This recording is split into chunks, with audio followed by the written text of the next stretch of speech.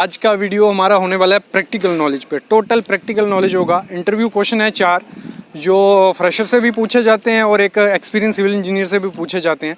तो आज ऐसे ही 4 क्वेश्चन मैं आपको क्लियर करने वाला हूँ।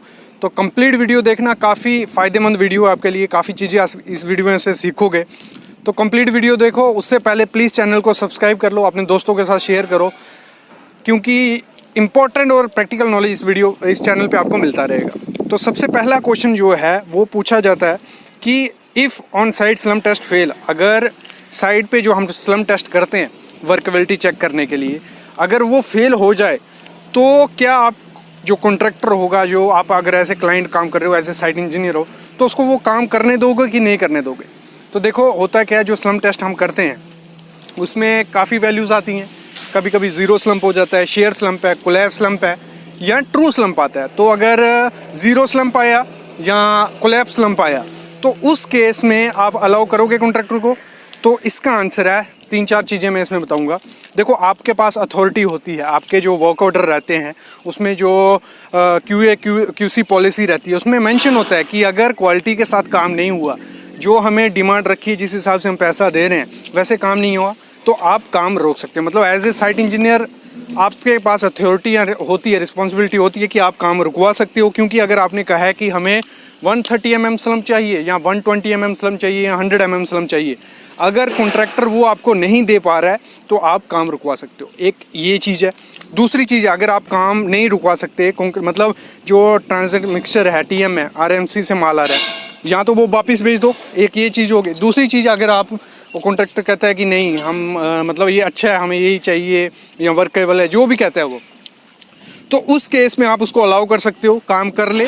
लेकिन बाद में जो हम उस कंक्रीट का क्यूब टेस्ट करते हैं वो अगर फेल आया तो फिर तेरे को स्ट्रक्चर तोड़ना पड़ सकता है। जो भी कॉलम होगा या स्लैब होगा वो स्ट्रक्चर कोलैप्स मतलब डिमोलाइज करके आपको नया बनाना पड़ेगा। ये चीज़ भी आपके पास अथॉरिटी होती है। आप ऐसे भी उसको गाइड कर सकते हो, ऐसे बोल सकते हो। अगर कंक्रीट वो फेल हो जाता है तो फिर वो स्ट्रक्चर तोड़ के उसका जो भी वर्किंग का मतलब हुआ था, काम हुआ था, उसका आप उसको कॉस्ट नहीं दे सकते हो। ये मतलब जो पॉलिसीज़ रहती हैं उसमें मेंशन भी होता है, जो कार्ड्स होते हैं उसमें मेंशन होता है। तो इससे हमारा यही हुआ कि अगर टेस्ट फेल हो जाता है, मतलब स्लम टेस्ट फेल हो जाता है, तो आप उसको रोकवा भी सकते हो। अगर अलाउ करते हो तो उसका कंक्रीट टेस्ट करो। अगर वो ठीक आ गया, मतलब जो टेस्ट पास हो गया, तो ठीक है, कोई दिक्कत नहीं है, वर्क आगे चलता रहेगा। अगर फेल हुआ तो वो स्ट्रक्चर तोड़ के नया बना के उसको देना होगा। मतलब जो पहले का खर्चा होगा वो भी आप नहीं दे सकते हो, और साथ में आप उसका जो तोड़ने का काम रहेगा वो भी आप उसको नहीं दे सकते हो। ये आप पे डिपेंड होता है। देखो यहाँ भी जो मैंने ये पूरा सामने आप देख रहे हो, इस पर लिखा भी है, ये आप पढ़ भी सकते हो, क्लॉसेस वगैरह भी लिखी है। अगला क्वेश्चन जो पूछा जाता है इंटरव्यू में, does an increase of maximum aggregate size benefit the structure. अगर हम जो एग्रीगेट का साइज़ है वो बढ़ाते हैं, वो स्ट्रक्चर को बेनिफिट करता है कि नहीं करता है। देखो इसमें क्या चीज़ है, जो जैसे हम जो हमारे डैम वगैरह होते हैं उसमें तो आपने देखा होगा 150 mm तक उसमें एग्रीगेट यूज़ किया जाता है। 75 mm, 100 mm, 150 mm, इतना बड़ा बड़ा एग्रीगेट यूज़ किया जाता है, वो अलग बात है। इसमें क्वेश्चन है कि एग्रीगेट यूज़ करने से होता है। देखो होता क्या है, जैसे हम एग्रीगेट डालेंगे, अगर हमें मेंशन है 25 से 40 mm या 20 mm का एग्रीगेट हम यूज़ कर सकते हैं। जितना एग्रीगेट हम डालेंगे उतना सरफेस एरिया, मतलब सैंड सीमेंट वगैरह कम होगा, तो पानी वाटर सीमेंट रेशो कम होगी, मतलब पानी हमें ज़्यादा नहीं लगेगा। और इससे ये क्लियर होता है कि अगर जितनी कम वाटर रेशो होती है, वाटर सीमेंट रेशो जितनी कम रहेगी, उतनी अच्छी स्ट्रेंथ स्ट्रक्चर की आती है। तो इससे ये क्लियर हो गया। मतलब ये तो नहीं है कि काफ़ी ज़्यादा फ़ायदा होगा अगर हम बड़ा एग्रीगेट यूज़ करेंगे। जितना मेंशन है 40 mm मैक्सिमम यूज़ करेंगे स्ट्रक्चर में तो ठीक है। ज़्यादा यूज़ करने से बस वाटर सीमेंट रेशो कम होगी, उससे स्ट्रेंथ थोड़ी बहुत ज़्यादा होती है, और ज़्यादा इसमें कुछ इतना इफेक्ट नहीं पड़ता है अगर हम एग्रीगेट का साइज़ बड़ा करते हैं। मतलब पड़ता तो है, कंक्रीट की स्ट्रेंथ बढ़ रही है, वाटर सीमेंट रेशो कम हो रही है। अगला क्वेश्चन क्या है, अगला क्वेश्चन पूछा गया है कि जो क्यों हम 150 बाई 150 mm का क्यूब ही यूज़ करते हैं। क्यों हम IS कोड हमें तो कहता है 100 mm का भी होता है, यूज़ कर सकते हो, 150 mm भी यूज़ कर सकते हो, 225 mm भी यूज़ कर सकते हो, या 300 mm का क्यूब साइज़ आप यूज़ कर सकते हो। लेकिन हम क्यों 150 बाई 150 का ही यूज़ करते हैं, 100 बाई 100 का क्यों नहीं यूज़ करते हैं? ये काफ़ी इंटरव्यूज़ में क्वेश्चन पूछे जाते हैं। इस पर वीडियोज़ भी आ चुकी हैं हमारी, कमेंट भी हैं। तो बेसिकली होता क्या है, देखो जो हम 150 बाई 150 का यूज़ करते हैं, पहले मैं बता देता हूँ, हमारा मशीन पे डिपेंड होता है। जो हम कंप्रेसिव स्ट्रेंथ मशीन यूज़ करते हैं, क्यूब टेस्ट के लिए मशीन यूज़ करते हैं, जैसे सामने आप देख रहे हो, तो उसकी कुछ कैपेसिटी होती है, उसकी लिमिट कैपेसिटी होती है कि इतने तक ही वो स्ट्रेंथ को दे पाएगा, मतलब उतने में ही आपको क्यूब को फेल करके बताएगा कि इतनी स्ट्रेंथ आई। इसको हम निकालते कैसे हैं, इस पर मैं वीडियो लाया था। जैसे हम 150 बाई 150 mm का क्यूब यूज़ कर रहे हैं, तो आपको क्या करना है, 150 बाई 150 बाई 150, मतलब 150 बाई 150 करना है एरिया इनटू जितना भी ग्रेड का आप टेस्ट करने जा रहे हो, M20 या 30, उन दोनों को मल्टीप्लाई करोगे, आपको वहाँ लोड मिल जाएगा कि कितना लोड हमारा आने वाला है, कितने लोड पे वो क्यूब फेल होगा अप्रॉक्स। क्योंकि होता क्या है, लोड अपॉन एरिया, मतलब हमारा कैसे हम रिजल्ट निकालते हैं, लोड अपॉन एरिया, तो उधर से हमारा निकल जाएगा। तो अभी बात आती है कि 100 mm बाई 100 mm का यूज़ करें या 150 बाई 150 का।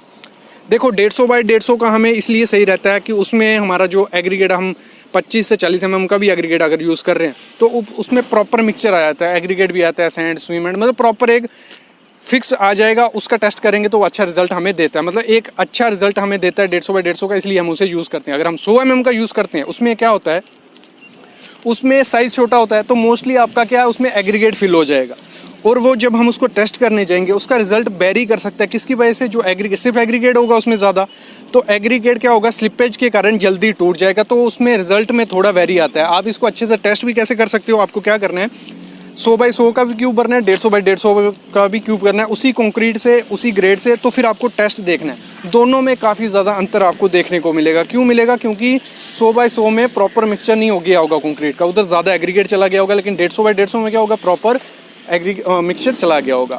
और अभी बात करते हैं हम 225 बाई 300 का क्यों नहीं यूज़ करते, 225 का भी यूज़ कर सकते हैं, 300 का भी यूज़ करते हैं, वो क्यों नहीं करते। देखो जैसे जैसे हम साइज़ बड़ा करते जाएंगे, एरिया बड़ा करते जाएंगे, वैसे वैसे कैपेसिटी, हमें मशीन की कैपेसिटी बढ़ानी पड़ेगी उसको फेल करने के लिए, तो वो मशीन की कॉस्ट भी बढ़ जाएगी, मशीन आपको उसके लिए बड़ी चाहिए, क्योंकि जितना बड़ा एरिया होगा उतना ज़्यादा लोड चाहिए उस कंक्रीट, उस क्यूब को टेस्ट करने के लिए। तो इधर से आप तीन चीज़ें आपको क्लियर हो गई कि 100 बाई 100 का क्यों नहीं यूज़ करते, क्योंकि वहाँ प्रॉपर से मिक्सचर नहीं फिल होता, ज़्यादा एग्रीगेट चला जाता है। 100 में क्योंकि छोटा सा एरिया होता है, 150 में एक स्टैंडर्ड साइज़ है, उसमें हम सब हो जाएगा और रिजल्ट भी वो अच्छा देता है। अगर 300 बाई 225 का यूज़ करते हैं, उस केस में क्या होता है, उस केस में आपको मशीन बड़ी चाहिए और मशीन की कॉस्ट भी बढ़ेगी और उसको हैंडल करने में दिक्कत होगा, और जब उसको हम टेस्ट करेंगे तो वो काफ़ी ज़्यादा रिस्की हो जाता है, क्योंकि लोड काफ़ी ज़्यादा पड़ रहा है। जब वो ब्रेक होगा 225 बाई 225 का क्यूब या 300 बाई 300 का क्यूब, तो उसमें से जो एग्रीगेट अगर बाई चांस छूटा तो वो काफ़ी ज़्यादा रिस्की हो सकता है उसमें वो टेस्ट करने में, इसीलिए हम 150 बाई 150 का क्यूब हम मोस्टली यूज़ करते हैं।